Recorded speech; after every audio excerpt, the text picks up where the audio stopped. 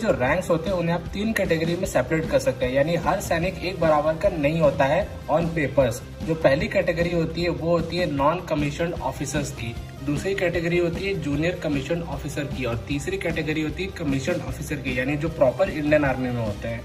Indian army में और साथ ही साथ पूरी दुनिया की आर्मी में जो सबसे इम्पोर्टेंट पोस्ट होता है वो होता है सिपाही या राइफलमैन का। ये पैदल सैनिक होते हैं, ये प्यादे इन्हें आप कह सकते हैं, जो कि हाथ में गोली लेकर के जाते हैं और फ्रंट लाइन में जाके लड़ते हैं। ये बहुत इंपॉर्टेंट इसीलिए होते हैं क्योंकि यही होते हैं जो मेजोरिटी नंबर में जा करके एक सेना की तरफ से लड़ते हैं। यानी भले बड़े बड़े रैंक के ऑफिसर कितने भी ऑर्डर्स क्यों ना दे, लेकिन फील्ड में जा करके परफॉर्मेंस इन्हें ही देना पड़ता है। राइफलमैन की जो स्टार्टिंग सैलरी है वो है 21,700। इनकी जो सर्विस की एज होती है 19 ईयर की होती है, या फिर 42 ईयर्स में ये रिटायर हो सकते हैं, जो भी पहले आता है। अगली कैटेगरी होती है लांस नायक, और उसके ऊपर की पोस्ट होती है नायक की। नायक की जो मिनिमम सैलरी है वो 25,500 होती है। उसके ऊपर का जो पोस्ट है उसे कहते हैं हवलदार। हवलदार की जो मिनिमम सैलरी या स्टार्टिंग सैलरी है वो है 29,200। और दोस्तों एक बात जरूरी है कि मैं जब भी आपको ये सैलरीज बताता हूँ तो एक बात ध्यान रखिए कि ये सैलरीज सिर्फ उन्हें सैलरी के तौर पे मिलता है, जबकि इसके ऊपर जितने भी गवर्नमेंट ऑफिसर्स होते हैं उन्हें और भी सुविधाएं, सुख सुविधाएं मिलती हैं, जिन्हें हम कहते हैं अलाउंसेस।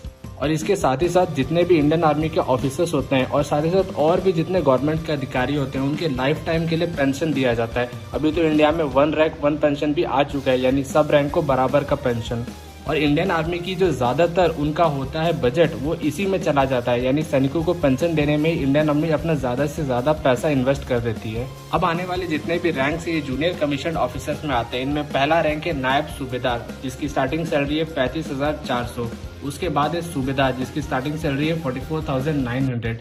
उसके बाद है सूबेदार मेजर, जिनकी सैलरी होती है 47,600 से स्टार्ट।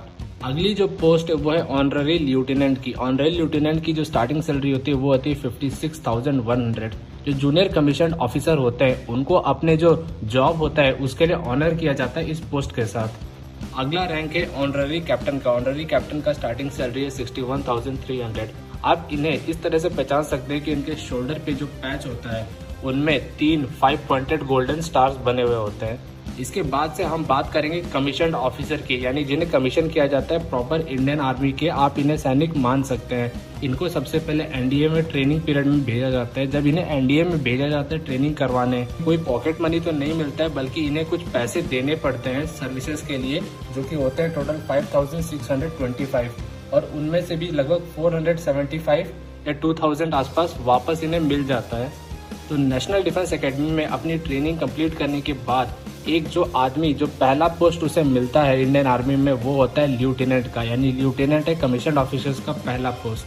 लेफ्टिनेंट की जो सैलरी होती है वो होती है 56,100 की, और उनकी रिटायरमेंट एज 52 ईयर्स की होती है। तो अगर आप में से कोई एनडीए में जाने की सोच रहा है तो अपनी पढ़ाई कंप्लीट करने के बाद और अपनी ट्रेनिंग पूरी करने के बाद आपको जो पहला पोस्ट मिलेगा एज एन ऑफिसर, उसमें आपकी सैलरी होगी 56,100, यानी आपकी जो मिनिमम सैलरी हो 56,000 से शुरू हो जाएगी और आगे आगे बढ़ती जाएगी। इसके बाद का जो रैंक आता है उसे हम कहते हैं कैप्टन। कैप्टन की जो स्टार्टिंग सैलरी होती है वो 61,300 की होती है। इसके बाद जो रैंक आता है उसे हम मेजर कहते हैं, और मेजर की स्टार्टिंग सैलरी 69,400 की होती है।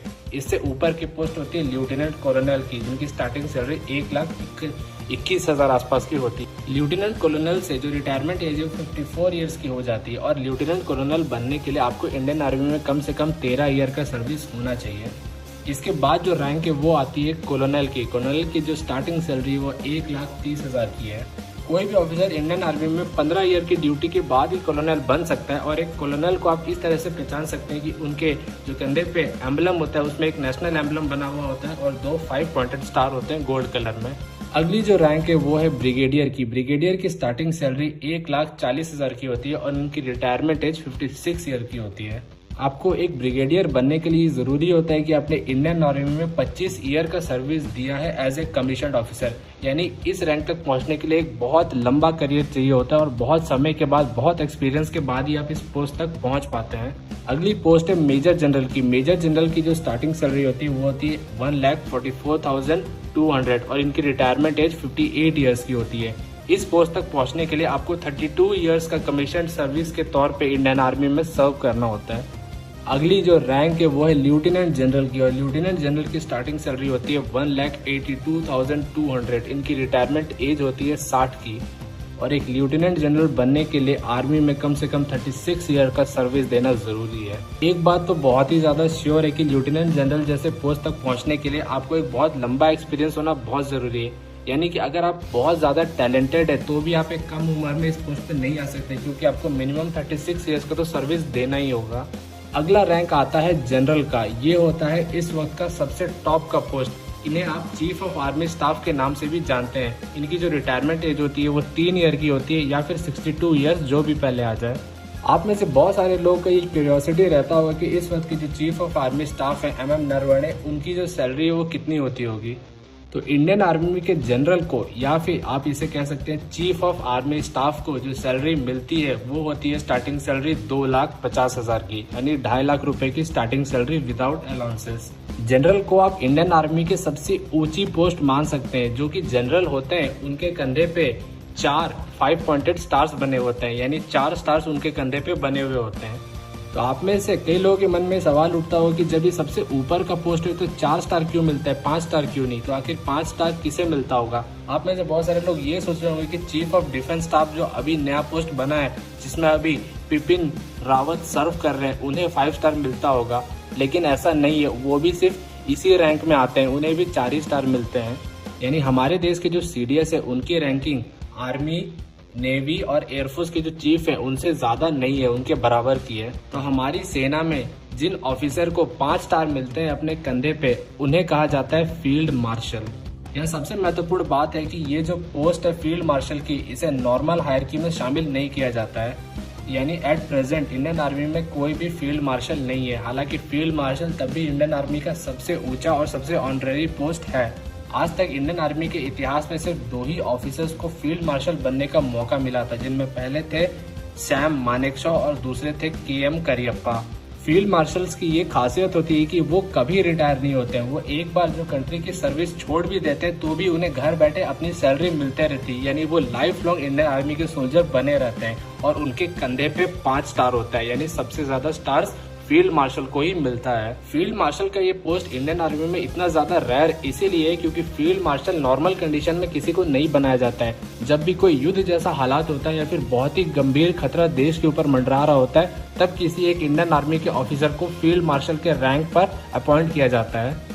तो दोस्तों, मैंने आपको वादा किया था कि मैं आपको फील्ड मार्शल तक की जो सैलरी है वो बताऊंगा, लेकिन दरअसल फील्ड मार्शल की कोई फिक्स सैलरी हो ही नहीं सकती, क्योंकि आपको मैंने समझा दिया कि किस तरीके से फील्ड मार्शल्स बनाए जाते हैं। और प्रेजेंट डे में तो कोई फील्ड मार्शल है भी नहीं, जो है वो काफी पुराने समय के हैं, और उनकी जो सैलरीज होगी वो उस समय के हिसाब से होगी। इंडियन आर्मी की जो हाईएस्ट सैलरी है विदाउट अलाउंस वो 2.5 लाख रुपए की है स्टार्टिंग सैलरी, जो कि हमारे जनरल या फिर चीफ ऑफ आर्मी स्टाफ को मिलती है।